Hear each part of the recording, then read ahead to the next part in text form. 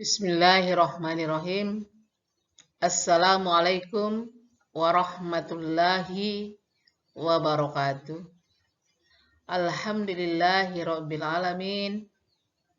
Wassalatu wassalamu ala sayyidina Muhammadin wa ala alihi wa ashabihi ajma'in, amma ba'du. Puji syukur kehadirat Allah Subhanahu wa taala. Kita bertemu pada kesempatan ini dalam pembelajaran jarak jauh pada materi pendidikan agama Islam dan budi pekerti kelas 7. Semoga kita semua selalu dalam rahmat dan naungan Allah Subhanahu wa taala dan kita terjaga dari wabah yang sedang terjadi.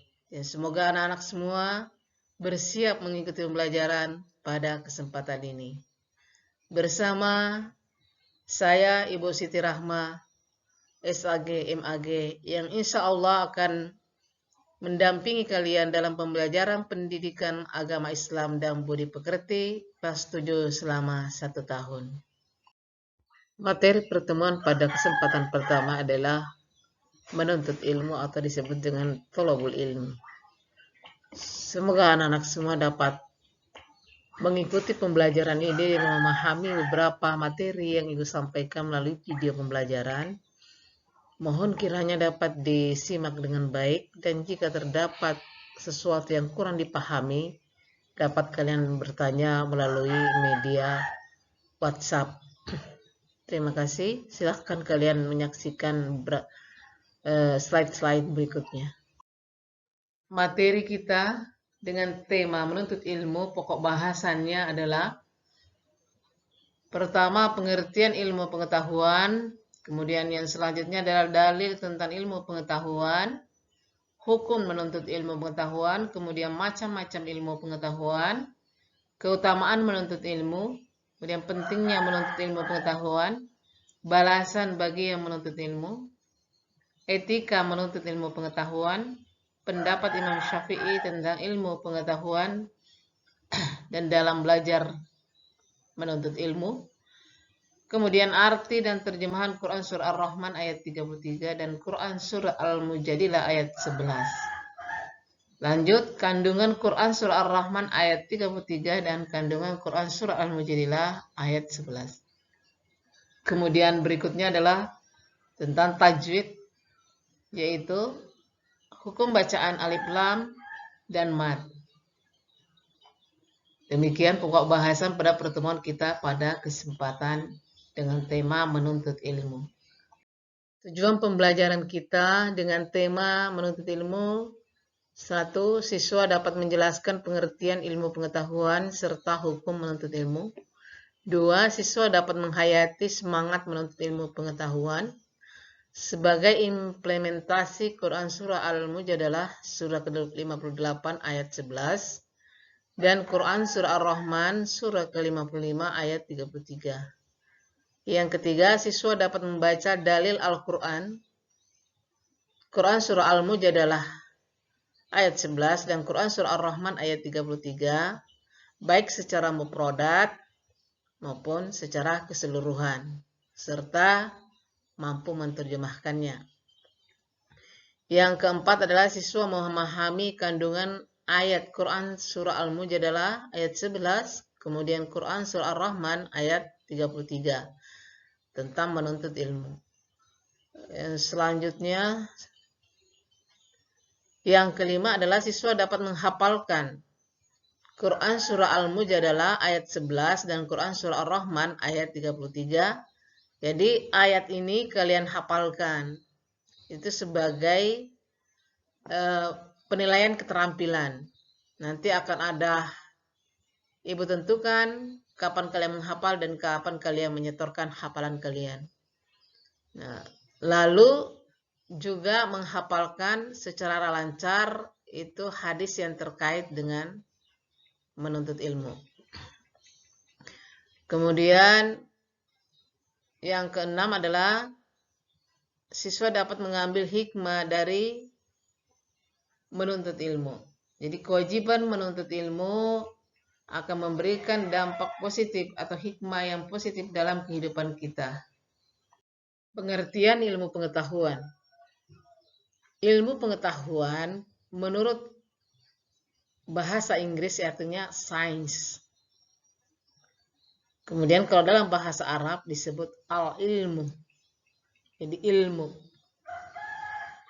Secara istilah dapat diartikan bahwa ilmu pengetahuan adalah usaha-usaha sadar untuk menyelidiki, menemukan, dan meningkatkan pemahaman manusia dari berbagai segi, baik berupa kenyataan dalam alam manusia.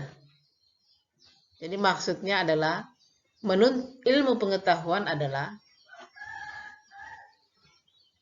ilmu yang bisa didapatkan dengan cara menyelidiki, ya, menemukan,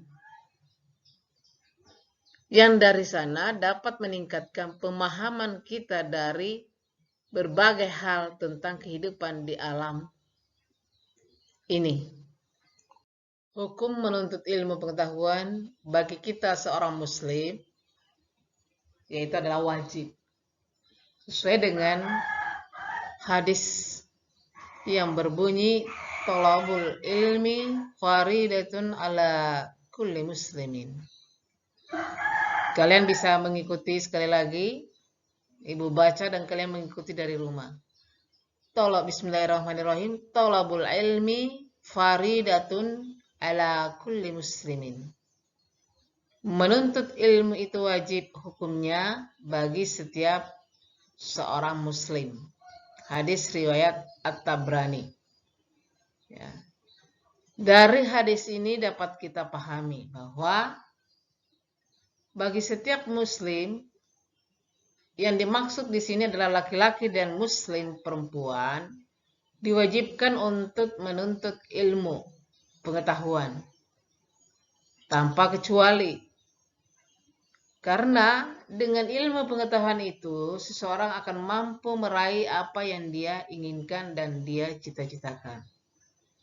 Rasulullah Shallallahu Alaihi Wasallam bersabda yang artinya, barang siapa ingin hidup, ingin dunia, maka harus dengan ilmu.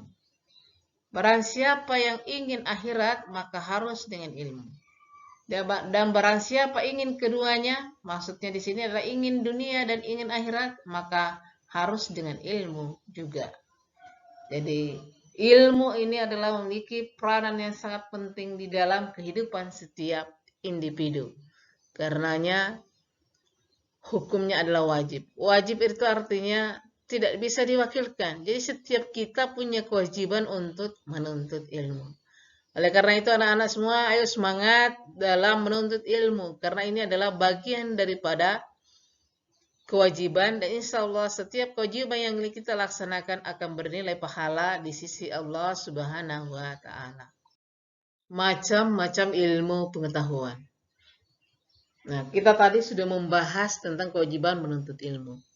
Ilmu ini ada dua macam, yaitu ilmu agama dan ilmu umum. Ini hanya dalam hal mengklasifikasi atau mengelompokkannya. Nah, ilmu yang mana yang wajib kita tuntut? Jadi ada dua hukum yang terdapat karena ada dua macam pembagian ilmu ini. Ya. Nah, ilmu agama adalah ilmu yang merupakan fardu ain. Artinya kewajiban atas setiap pribadi.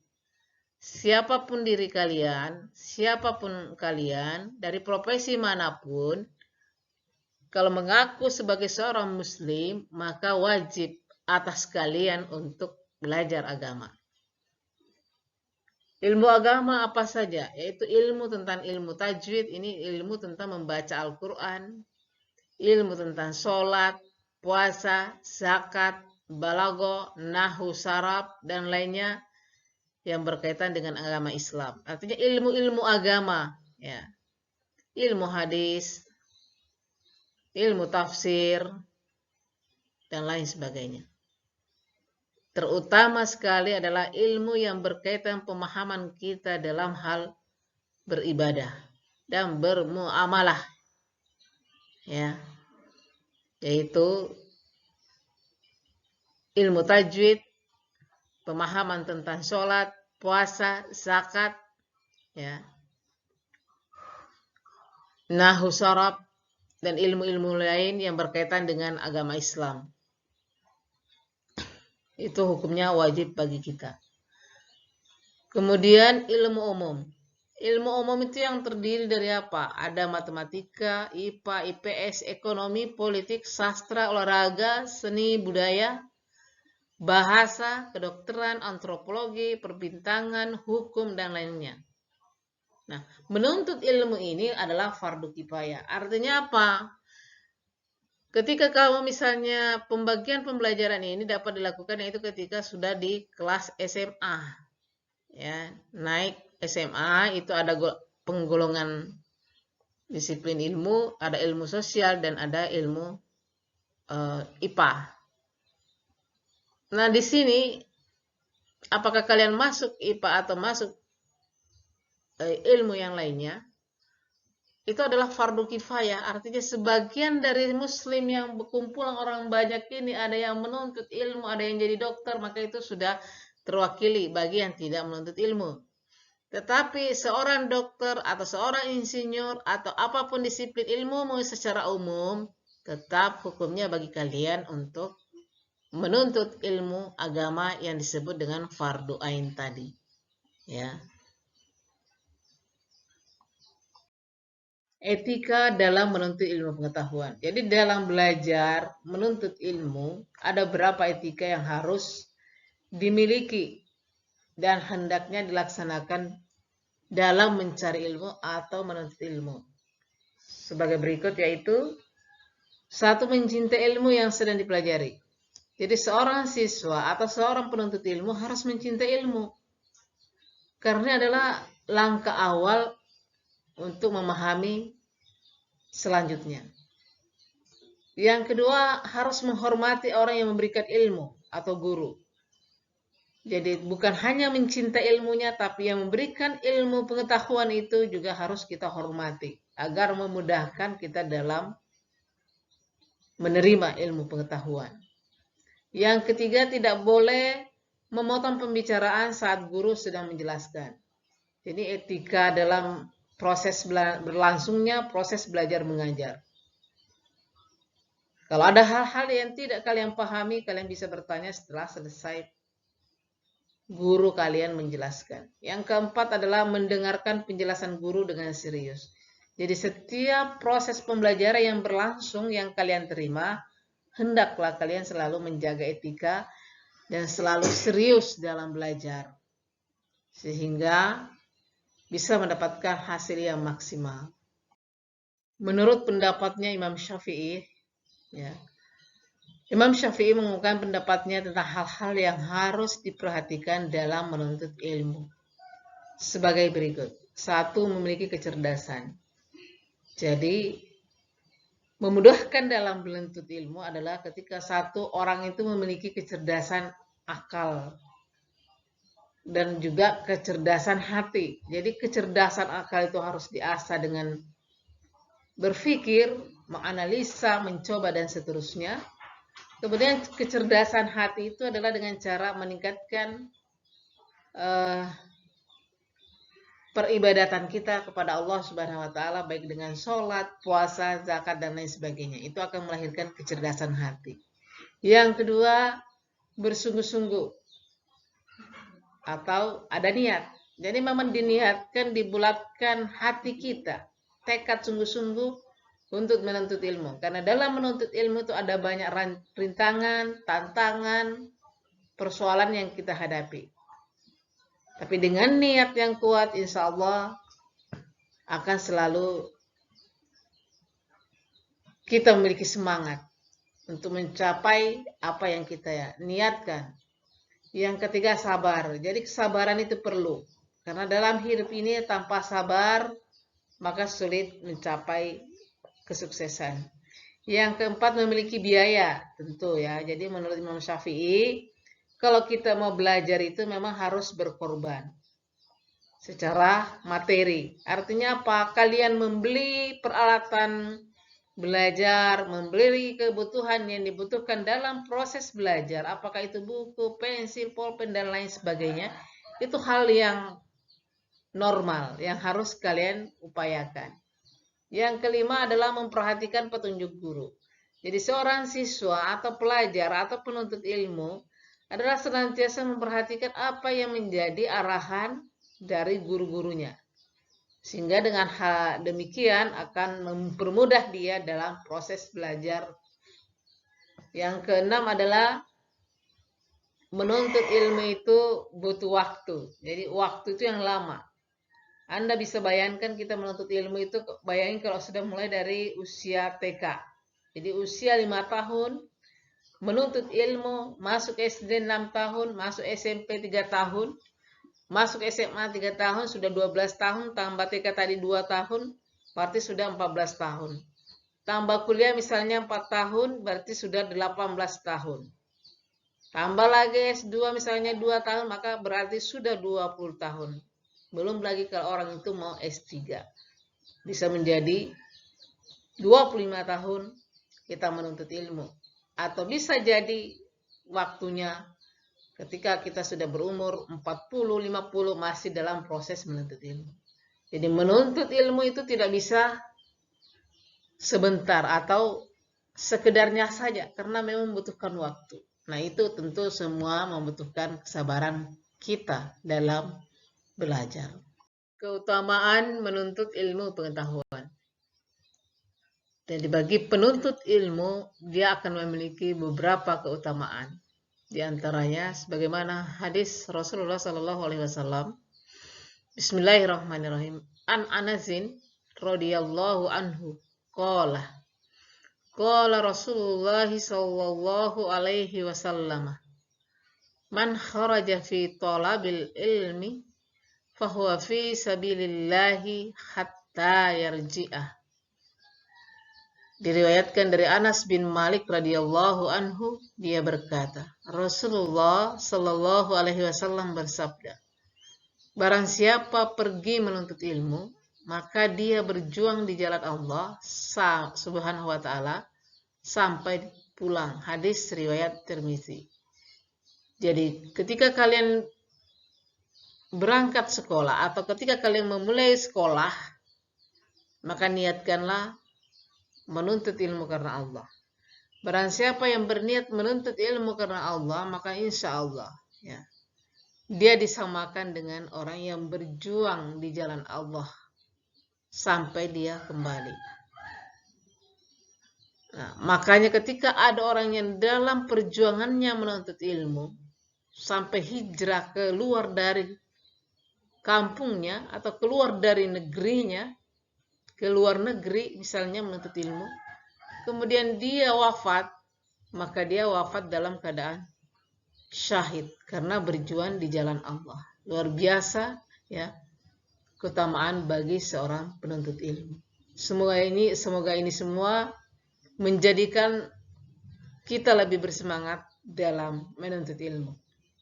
Dalil tentang ilmu pengetahuan. Mari kita bersama-sama membaca Quran surah Ar-Rahman ayat 33 dan Quran surah Al-Mujadalah ayat 11. Silakan kalian mengikut dari rumah. Dan silakan mempersiapkan Al-Qur'annya. A'udzu billahi minasy syaithanir rajim. Bismillahirrahmanirrahim. Ya ma'syaral jinni wal insi in istata'tum an tanfuzu min aqtaris samawati wal ardi fanfuzu la tanfuzuna illa bisultan. Shadaqallahul azim. Kemudian selanjutnya kita membaca Quran surah Al-Mujadalah ayat 11. Silakan kalian mengikut dari rumah. A'udzu billahi minasy syaithanir rajim. Bismillahirrahmanirrahim. Ya ayyuhalladzina amanu إذا قيل لكم تفسحوا في المجالس فافسحوا يفسح الله لكم وإذا قيل انشزوا فانشزوا يرفع الله الذين آمنوا منكم والذين أوتوا العلم درجات والله بما تعملون خبير صدق الله العظيم. Ya, demikianlah pembacaan Al-Quran. Silahkan kalian mengulang-ulang dari rumah hingga sampai menghafalkannya. Kandungan Quran Surah Ar-Rahman ayat 33. Pertama ialah bahwasanya Allah menantang manusia, yaitu manusia dan jin, di mana Allah mengatakan bahwa mereka tidak akan mampu menembus penjuru langit dan bumi kecuali atas kekuatan Allah Subhanahu wa taala. Kekuatan Allah Subhanahu wa taala yang dimaksud di sini adalah Allah memberikan akal pikiran kepada manusia adalah bekal dia untuk mengadakan penyelidikan, mengadakan pemikiran yang kritis terhadap alam semesta yang pada gilirannya dapat melahirkan ilmu pengetahuan dan teknologi. Yang kedua, dari kekuatan yang diberikan oleh Allah Subhanahu wa taala berupa akal pikiran itulah manusia dapat belajar, dapat berpikir kritis, dapat berkarya, yang akhirnya mampu menciptakan ilmu pengetahuan dan teknologi yang sangat bermanfaat bagi kehidupan manusia dan peradaban. Yang ketiga adalah ilmu pengetahuan dan teknologi ini adalah merupakan syarat bagi kita semua untuk mewujudkan kehidupan yang lebih mudah di dunia ini. Bahkan dengan ilmu pengetahuan dan teknologi dapat menyelami kehidupan alam rohania, ya dengan ilmu pengetahuan yang melahirkan ada yang namanya ilmu tasawuf atau ilmu juga kejiwaan yang bisa menyelami kejiwaan manusia. Semua bersumber daripada akal pikiran manusia yang diberikan oleh Allah Subhanahu wa taala sehingga mereka mampu melakukan terobosan, mampu menembus terhadap batas penghalang dari alam materi dengan cara penyelidikan, misalnya seperti perkembangan teknologi seperti sekarang ini, yaitu perkembangan teknologi internet, ya, kemudian HP dan lain sebagainya. Kita dapat menembus batas dan ruang.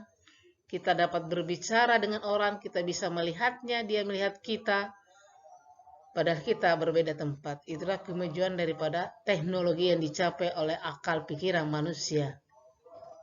Kandungan Quran Surah Al-Mujadalah surah 58 ayat 11. Pertama adalah Allah merintahkan kepada kita untuk menuntut ilmu dan sedapat mungkin mampu menuntut ilmu setinggi-tingginya sampai bisa sekolah sampai S3 menjadi doktor.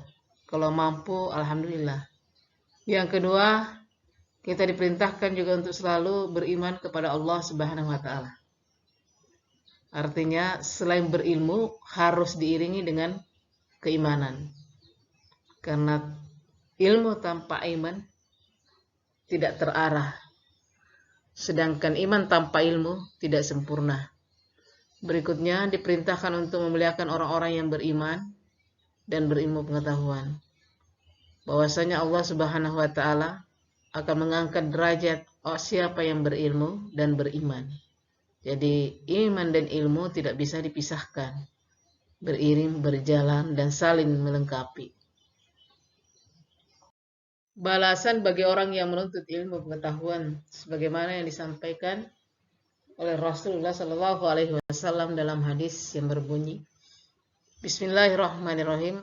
An Katsir ibni Qaisin qala sami'tu Rasulullah Shallallahu Alaihi Wasallam qala man salaka tariqan yatlubu fihi ilman salakallahu bihi tariqan ilayya jannati. Diriwayatkan dari Katsir bin Qais radhiyallahu anhu berkata, Aku mendengar bahwa Rasulullah Shallallahu Alaihi Wasallam bersabda, barang siapa menempuh perjalanan untuk mencari ilmu, maka Allah Subhanahu wa Ta'ala akan memudahkannya baginya jalan menuju surga. Jadi menuntut ilmu salah satu keutamaannya adalah sirat atau jalan menuju ke surga. Karena orang yang berilmu dan beriman, insya Allah akan mempertebal keimanannya kepada Allah Subhanahu wa Ta'ala dan mampu beramal sesuai dengan ilmunya dan sesuai dengan syariat Islam. Maka dengan sendirinya akan menghantarkan dia ke surga Allah Subhanahu wa Ta'ala.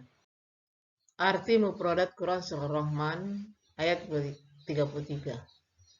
Ya ma'syarah, wahai golongan al-jinni wal insi, jin dan manusia, ini istata'tum, jika kalian sanggup, an tanfuzu, untuk menembus, min aqtarih, dari sebagian penjuru, as-samawati wal ardi, langit dan bumi. Famfuzu, maka tembuslah. La tanfuzuna, kalian tidak akan menembusnya, illa bisultanin, kecuali dengan kekuasaan Allah Subhanahu wa Ta'ala. Artinya secara keseluruhan, wahai golongan jin dan manusia, jika kamu sanggup menembus, melintasi penjuru langit dan bumi, maka tembuslah, lintasilah. Kamu tidak akan mampu, sanggup menembusnya kecuali dengan kekuasaan Allah Subhanahu wa Ta'ala. Mudah-mudahan kalian bisa mengartikannya setelah ini. Arti mufradat Quran surah Al-Mujadalah ayat 11. Ya ayyuhallazina, hai orang-orang yang amanu, mereka beriman, iza qila lakum, apabila dikatakan kepada kalian, tafassahu, berlapan-lapanlah kalian, fil majalisi, di dalam majelis, fafsahu, maka berlapan-lapanlah, syuzu, berdirilah kalian, fansuzu, maka berdirilah, yarfa'illahu, Allah Subhanahu wa Ta'ala akan mengangkat, minkum, di antara kalian, utul ilmah, orang yang berilmu, darajatin, beberapa derajat, bima ta'maluna, dengan apa yang dikerjakan, habitun, Allah maha teliti. Terjemahan secara keseluruhan. Wahai orang-orang yang beriman, apabila dikatakan kepada kamu, berilah kelapangan di dalam majlis-majlis, maka lapankanlah. Niscaya Allah Subhanahu wa Ta'ala akan memberi kelapangan untukmu. Dan apabila dikatakan, berdirilah kamu, maka berdirilah. Niscaya Allah akan mengangkat derajat orang-orang yang beriman di antara kamu dan orang-orang yang diberi ilmu pengetahuan beberapa derajat. Dan Allah maha teliti apa yang kamu kerjakan. Demikian terjemahan secara keseluruhan. Mudah-mudahan kalian bisa mempraktekkannya dan menghafalkannya. Selanjutnya kita akan membahas tentang penerapan ilmu tajwid tentang hukum bacaan alif lam. Ketika kita membahas hukum bacaan alif lam, maka kita akan bertemu yang namanya alif lam samsiyah dan alif lam qamariyah. Alif lam samsiyah adalah alif lam yang terdiri dari 14 huruf, yaitu ta, sa, dal, za, ro, za, sa, shin, so, do, ta, zo, lam, dan nun. Sedangkan contohnya yaitu as-samawati. Artinya alif lam samsiyah adalah alif lam yang tidak terbaca ada alif lamnya, tapi ketika kita membaca itu tidak terdengar. Jadi ketika kita membaca, ketika ada alif lam bertemu dengan huruf samsiah, misalnya di sini huruf sin, yang dicontohkan adalah as-samawati, maka bacaannya alif lamnya tidak terdengar. Inilah yang disebut dengan alif lam samsiah. Sedangkan alif lam komariah adalah alif lam yang apabila alif lamnya bertemu dengan 14 huruf komariah, yaitu alif, ba, jin, ha, ho, ain, guin, fa, kof, kaf, min, waw, ha, dan ya. Itu ketika alif lam bertemu dengan salah satu dari huruf 14 ini, maka dibaca dengan al-komariah, alif lam komariah, atau alif lamnya terdengar, yaitu contohnya al-majalisi, al-ma. Jadi lam mati bertemu dengan ma itu kedengaran, al-majalisi. Ya, beda dengan tadi alif lam samsiah. As-samawati, tidak ada kedengaran alif lamnya. Nah, mudah-mudahan kalian bisa membedakan. Selanjutnya adalah pembelajaran tajwid yang kaitannya dengan bacaan mat. Penerapan hukum tajwid dalam bacaan mat. Mat itu ada dua secara garis besarnya, yaitu mat tabi'i. Mat tabi'i itu adalah mat asli, ya, yang tidak dipengaruhi oleh sebab hamzah atau sukun. Tapi dia misalnya ada wa mati, ada alif dan ya mati. Misalnya walam yulad, yu-nya itu mati, ya.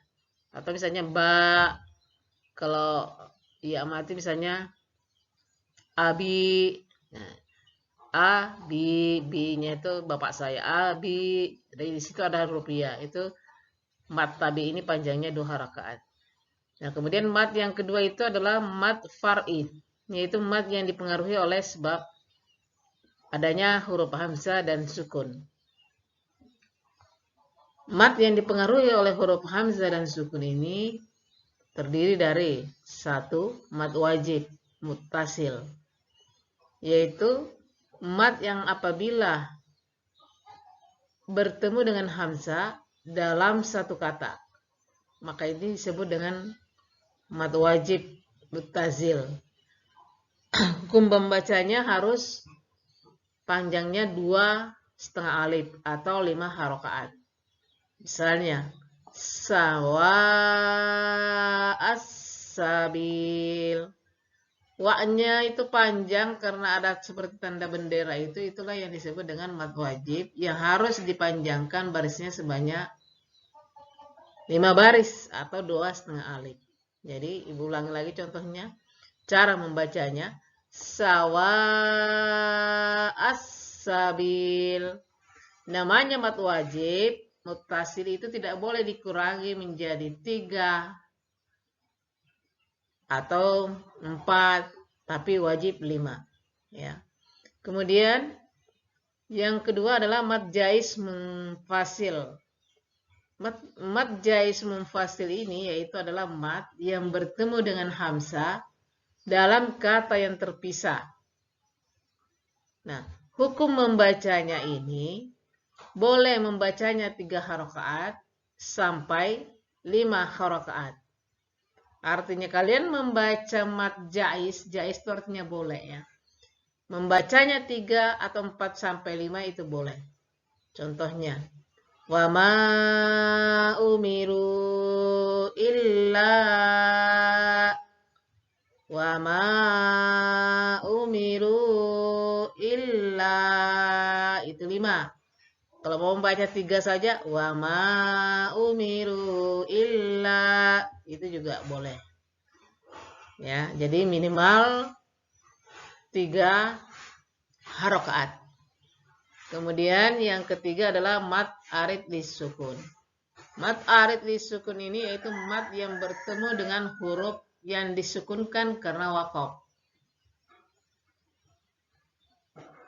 Ini sering ada dan selalu di akhir ayat. Misalnya, panjangnya ini minimal 2 harokaat sampai 6 harokat cara membacanya.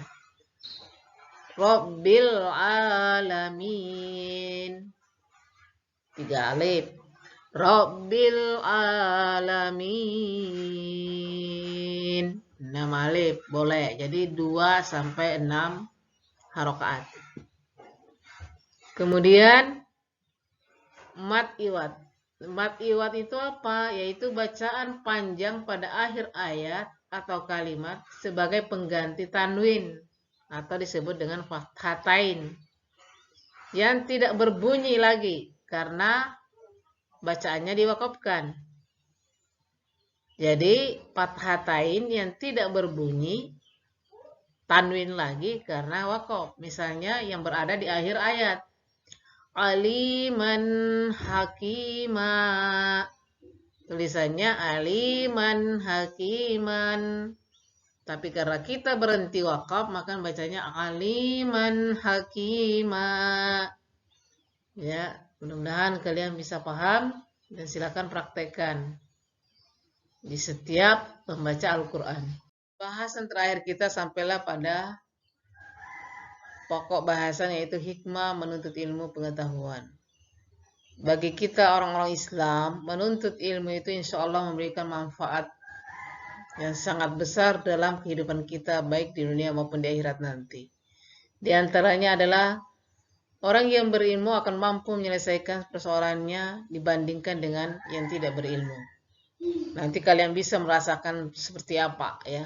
Atau kalian bisa melihat orang yang berilmu dengan tidak berilmu seperti apa dia menyelesaikan masalahnya.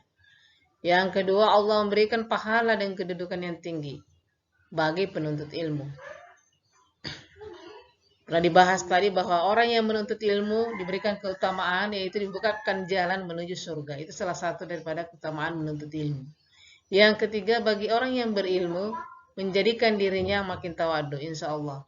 Nah, orang yang berilmu dan beriman menjadikan ilmunya itu semakin luas ilmunya, semakin tinggi akhlaknya dan semakin tawadu. Yang keempat, orang yang berilmu bukan saja dikasihi oleh Allah Subhanahu wa ta'ala, tapi juga dikasihi oleh malaikat dan juga dikasihi oleh sesama manusia. Demikian beberapa hikmah dari menuntut ilmu pengetahuan. Demikian materi yang dapat Ibu sampaikan dengan tema menuntut ilmu dengan segala beberapa macam pokok bahasannya. Semoga bermanfaat. Mari kita benar-benar bersemangat di dalam menuntut ilmu pengetahuan. Mari kita tutup. Allahumma arinal haqqa haqqa warzuqna ittiba'ah wa arinal batila batila warzuqna ijtinabah. Wassalamualaikum warahmatullahi wabarakatuh.